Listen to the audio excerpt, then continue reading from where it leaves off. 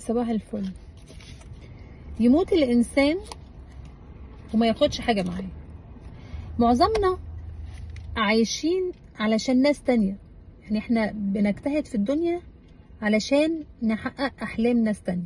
هي طبعا طبيعه بشريه وطبيعه انسانيه ان كل واحد بيجتهد من اجل الاخرين، وده حاجه حلوه مش وحشه، بس تحس ان انت تفضل شقيان طول عمرك علشان تطلع ابنك رحله، عشان تعلم ابنك كويس، عشان تظبط حياه الاخرين، وانت بتطوف في الزحمه. شيكابالا مات بمرض صعب واتألم كتير. الام دلوقتي طالعه علشان تدور على ميراث، عايزه تورث في ابنها اللي مات. بيت او يشتري لي بيت. البيت هو بقول لها ابني عنده 35 سنه ما اتجوزش عشان ما فيش. تقول لي وانا اللي هجوزه، وابوه مقوله. وفي المرحله اللي هو كان بتاعنا تعبان فيها وراجل كبير ولا بيقبض، ما كانش فيه دخل ولحد دلوقتي. هو تكافل وكرامه اللي انا بقبضه.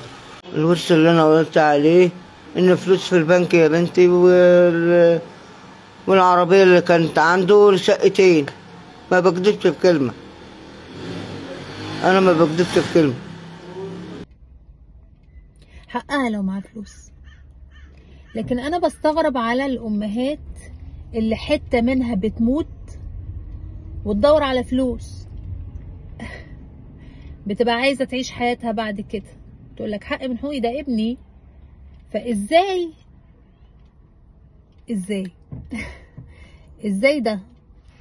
ازاي ان انا يكون حته من قلبي وديتها وبدور على فلوسها؟ اذا صاحب الفلوس اتكل على الله. لقيتها طالعه في فيديو بتقول لك مراته خدت فلوس وخدت. انا مستعجبه.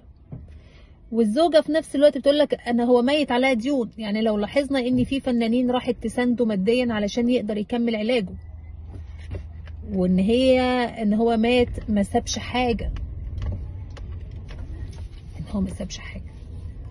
بستغرب جدا على اللي بيدور على ورث في ابنه. كان بيحصل العكس، الابن بيدور على ورث من ابوه. لكن